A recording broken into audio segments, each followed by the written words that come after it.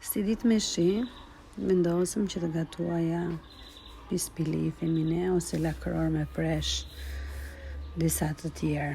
Është vetëm një mënyrë që fëmijët e hanë edhe të gatuar.